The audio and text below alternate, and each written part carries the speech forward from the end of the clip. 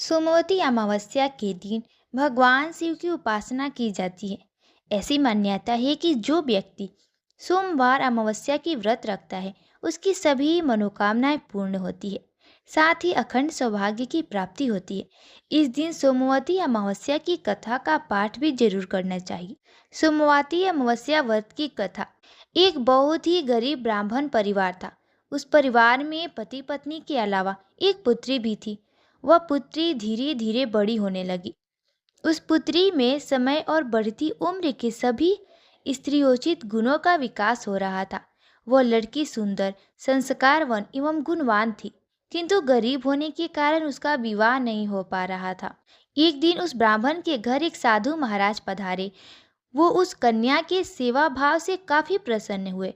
कन्या को लंबी आयु का आशीर्वाद देते हुए साधु ने कहा, इस कन्या के हथेली में विवाह योग्य रेखा नहीं है। तब ब्राह्मण दंपति ने साधु से उपाय पूछा कि कन्या ऐसा क्या करे कि उसके हाथों से विवाह योग्य बन जाए। साधु ने कुछ देर विचार करने के बाद अपनी अंतर्दृष्टि से ध्यान करके बताया कि कुछ दूरी पर एक गांव है। उस गांव में सोना नाम की धोबिन जाति की एक महिला ने बेटे और बहू के साथ रहती है, जो बहुत ही आचार विचार और संस्कार संपन्न तथा पति परायण है। यह कन्या उसकी सेवा करे और वह महिला इसकी शादी में अपने मांग का सिंदूर लगा दे। इसके बाद इस कन्या का विवाह हो तो इस कन्या का वैधव्य मिट सकता है। साधु ने यह भी बताया कि वह महिला कहीं जाती आती नहीं है। वह बात सुनकर ब्राह्मणी ने अपनी बेटी से धोबिन की सेवा करने की बात कही।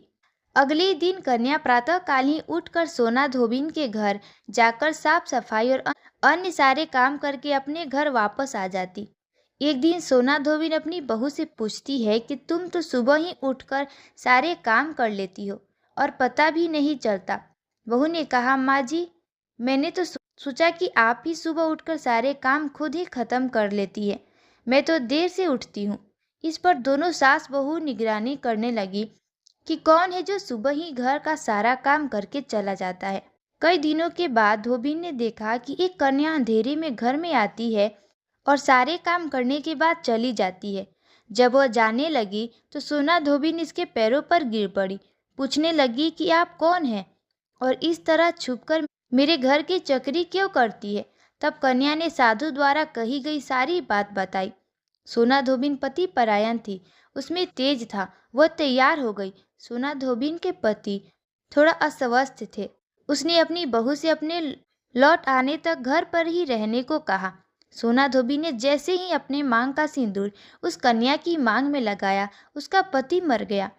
उसे इस बात का पता चल गया। वह घर से निराजल ही चली थी, यह सोचकर कि रास्ते में कहीं पीपल का पेड़ मिलेगा तो उसे भंवरी देकर और उसकी परिक्रमा करके ही जल ग्रहण करेगी। उस दिन सोमवती अमावस्या थी। ब्राह्मण के घर मिले हुए पकवान की जगह उसने ईंट के टुकड़ों से 108 बार भंवरी देकर 108 बार पीपल के पेड़ की परिक्रमा की और उसके बाद जल ग्रहण किया। ऐसा करते ही उसके पति के मुद्रा शरीर में वापस जान आ गई।